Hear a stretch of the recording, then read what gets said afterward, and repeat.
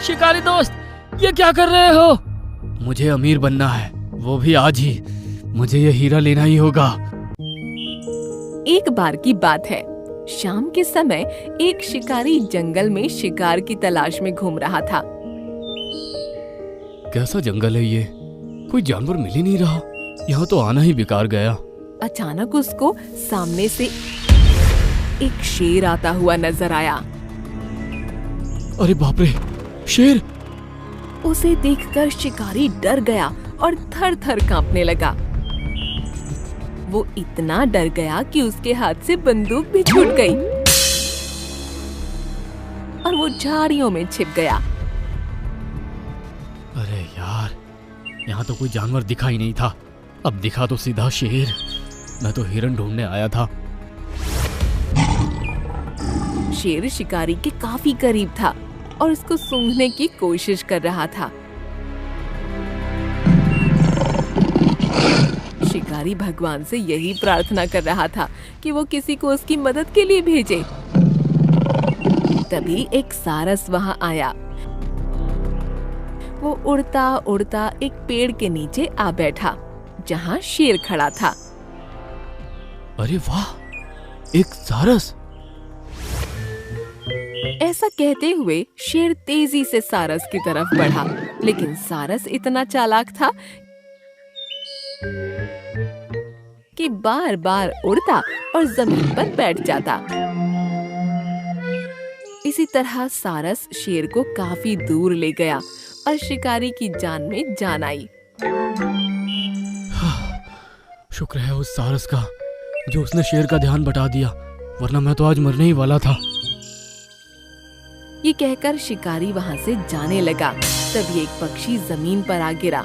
उसने देखा कि ये वही सारस था। सारस के सर पर एक हीरा लगा था और पेट में लकड़ी की एक टहनी फंसी थी, जिसकी वजह से खून निकल रहा था। अरे सारस, तुम तो वही हो ना जिसके पीछे अभी शेर लगा था? हाय रे मेरी फूटी किस्मत! शेर से जान बची तो शिकारी मिल गया।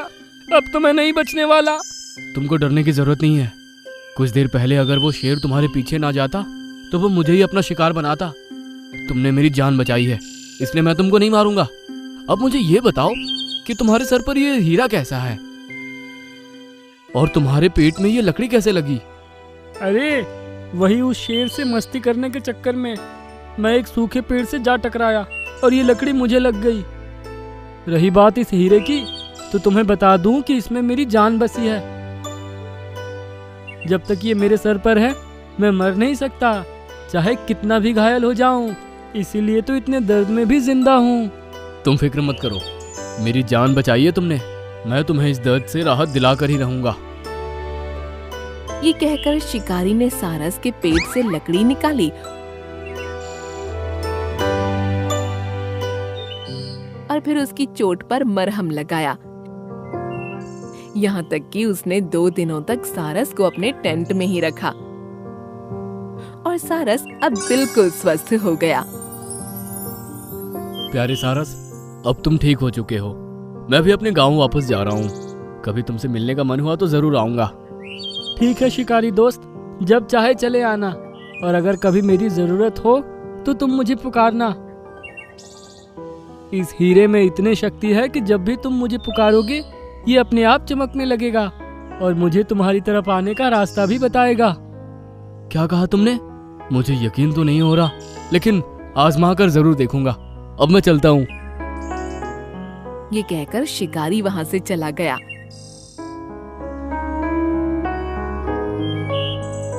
अब कुछ महीने बीते तो शिकारी के पैर में चोट आ गई। उसने उसका इलाज करवाया, लेकिन फिर भी वो कुछ ही कदम चल पाता था। ये मेरे साथ अच्छा नहीं हुआ। कोई काम करके पैसे भी नहीं कमा सकता। अब तो शायद ऐसे ही घर में पड़ा पड़ा भूख से बिलखता हुआ मर जाऊंगा।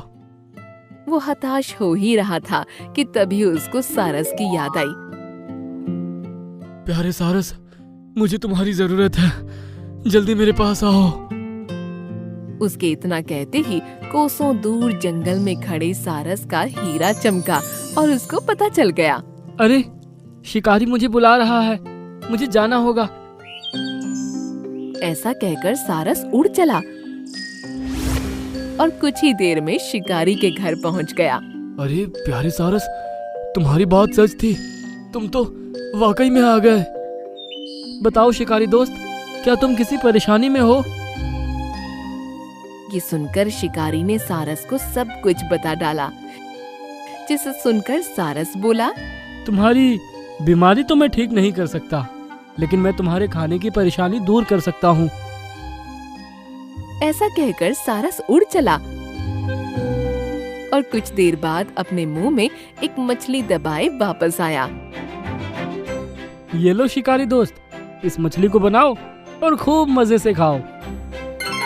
शिकारी इतना भूखा था कि उसने झट से मछली बनाई और फिर मजे से बैठकर खाने लगा। मजा आ गया। आज का तो हो गया प्यारे सारस, लेकिन आगे का क्या होगा? तुम फिक्र मत करो, मैं रोजाना तुम्हारे लिए इसी तरह कुछ न कुछ खाने को लाता रहूंगा। ये सुनकर शिकारी खुश हो गया। अब कई दिन गुजरे और सारस इसी तरह शिकारी को कुछ न कुछ रोजाना खाने को लाता रहा। फिर एक दिन शिकारी के पास एक खत आया। ये खत तो मेरे छोटे भाई का है।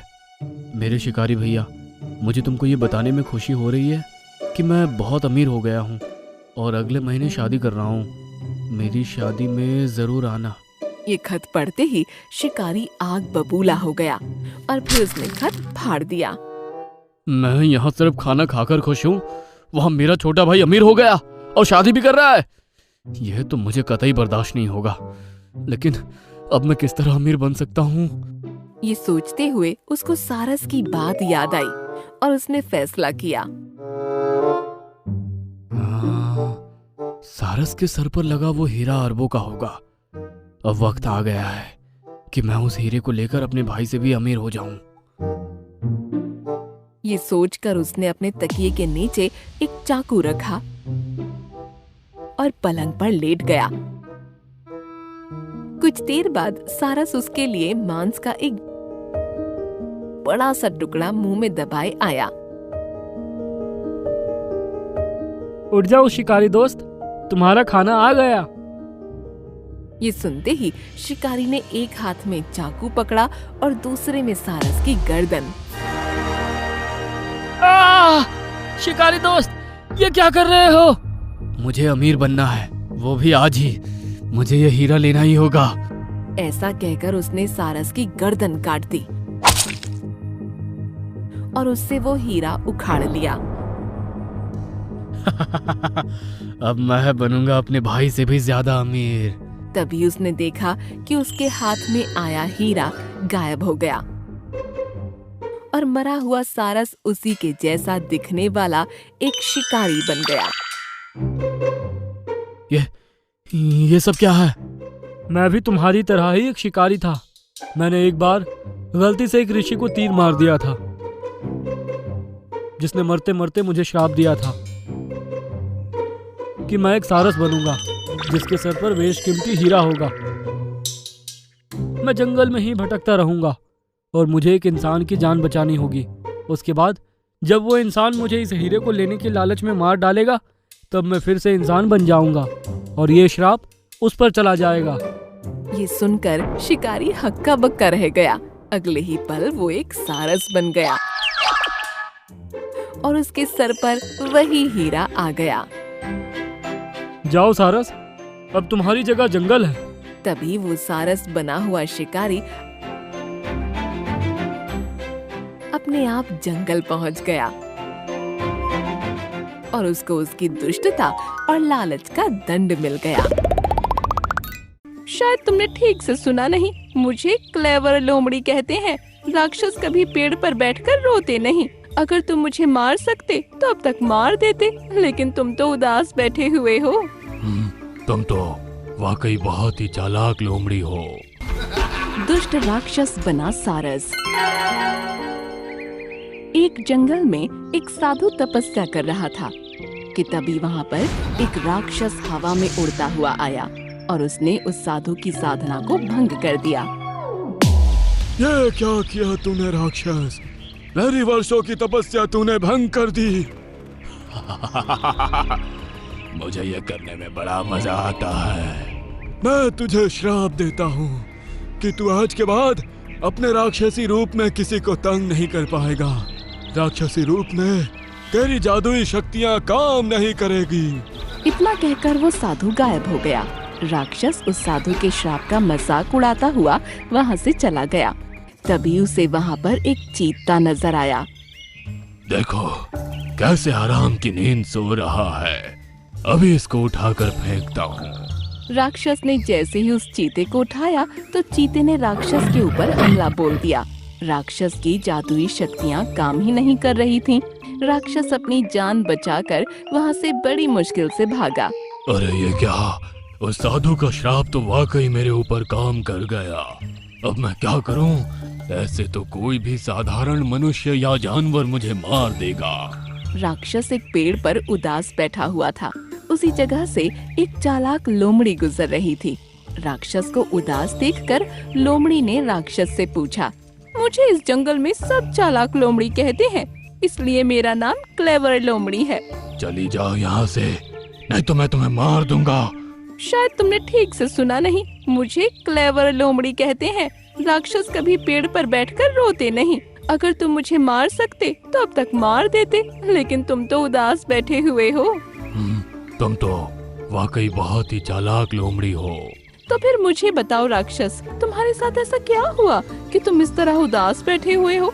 शायद मैं तुम्हारी कुछ मदद कर सकूं। लेकिन तुम मेरी मदद क्यों करोगी?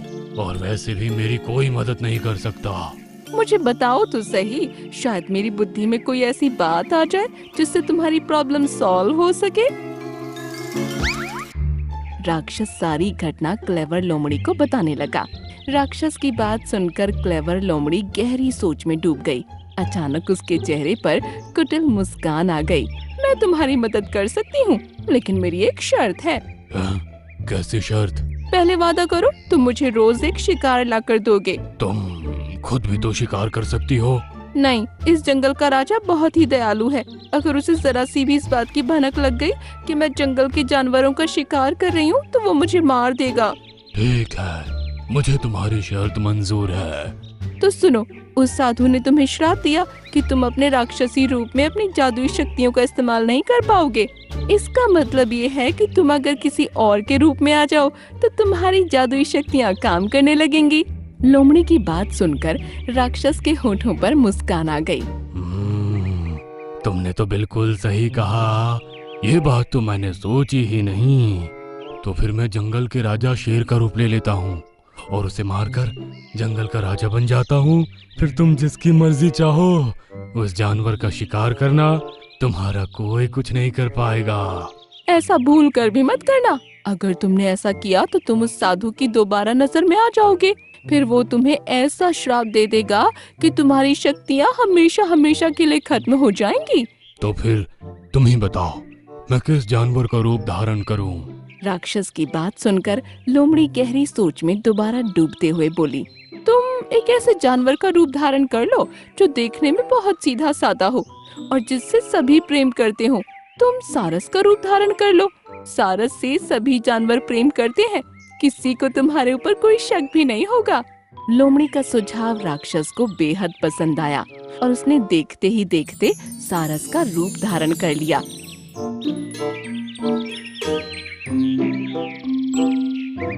लोमड़ी उस राक्षस को सारस के रूप में सभी जंगली जानवरों से मिलाने लगी। सारस को देखकर सभी जानवर बहुत खुश थे। जंगल के शेर ने सारस की बहुत प्रशंसा की और वह क्लेवर लोमड़ी से बोला, तुम्हारा ये दोस्त मुझे बहुत पसंद आया क्लेवर लोमड़ी, लेकिन मैं जंगल का राजा हूँ, इसलिए मेरा सवाल पूछना स्वाभाविक है। तुम्हारी सारस से दोस्ती कहाँ पर हुई? ये इस जंगल का तो नहीं है। ये बेचारा अनाथ है और दूसरे जंगल में रो रहा था और वहाँ के सभी जानवर इसको तंग कर रहे थे। मैं इसे अपने साथ जंगल में ले आई। आज से ये हमेशा मेरे साथ ही रहेगा। ये तुमने बहुत अच्छा किया।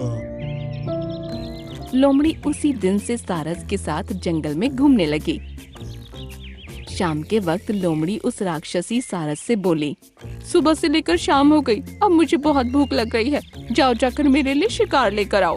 राक्षसी सारस को लोमड़ी का आदेश देना बिल्कुल भी पसंद नहीं आया, लेकिन वो चुपचाप वहाँ से चला गया। कुछ दूर चलने के बाद उसे एक बकरी का बच्चा नजर आया जिसका नाम गुल्लू था। गुल्लू सारस को देखकर बहुत खुश हो गया। क्या नाम है तुम्हारा? मेरा नाम गुल्लू है, क्या तुम मेरे साथ खेलोगे? तुम क्लेवर लोमड़ी के पेट में जाकर आराम से खेलना। इतना कहकर राक्षसी सारस ने अपनी चोंच से गुल्लू को पटक दिया। उसकी आंखों से लाल लाल किरण निकलने लगी। गुल्लू तुरंत वहीं पर मर गया। राक्षसी सारस गुल्लू को उठाकर लोमड़ी के पास ले गया। वाकई इस गुल्लू को देखकर तो मेरे मुंह में हमेशा पानी आ जाता था। तुमने तो पहले ही दिन मेरा मनपसंद व्यंजन लाकर मुझे दे दिया। मैं तुमसे बहुत खुश हूँ। लेकिन मुझे भी बहुत तेज भूख लगी है, मैं क्या खाऊं? अरे तुम अपने लिए भी शिकार करके ला सकते थे। वैसे तुम क्या खाते हो? मुझे इंसानों का मांस और खून पसंद है। अब इस जंगल में इंसान तो नहीं रहते, तुम्हें जानवर ही मिलेंगे। तुम एक काम करो, मोंटू हाथी का एक पुत्र है जो बेहद सीधा साधा है, बहुत ही तगड़ा भी है। जाओ जाकर उसका खून पी लो। राक्षसी सारस ने जाकर मोंटू हाथी के पुत्र को पकड़कर मार दिया और उसका खून पी गया। उस दिन के बाद जंगल में जानवर रहस्यमयी तरीके से गायब होने लगे। जंगल के सभी जानवर डरे डरे से रहने लगे, मगर क्लेवर लोमड़ी सारस के साथ खुलेआम जंगल में घूमती रहती। कुछ महीनों बाद मोंटू हाथी जंगल के राजा के पास आकर बोला, जल्द से जल्द इन रहस्यमयी हो रही हत्याओं का पता लगाइए महाराज, ऐसे तो सारा जंगल खत्म हो जाएगा। मेरी भी कुछ समझ में नहीं आ रहा मोंटू, मुझे तुम्हारे बेटे की मौत का बहुत अफसोस है। जंगल के सभी जानवर बहुत डरे डरे से रहते हैं महाराज। तभी मोंटू हाथी के दिमाग में एक विचार तेजी से कौंधा। लेकिन महाराज, क्लेवर लोमड़ी जंगल में बिंदास होकर घूमती रहती है। नहीं मोंटू, क्लेवर लोमड़ी बहुत ही बुद्धिमान है, मैंने उसे ही इस रहस्य का पता लगाने के लिए बोला है। मुझे लगता है महाराज कुछ गड़बड़ है।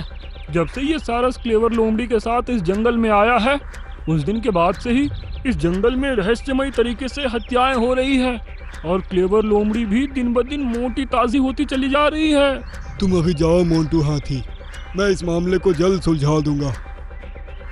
उस दिन के बाद जंगल का राजा चुपके से क्लेवर लोमड़ी और सारस पर नजर रखने लगा।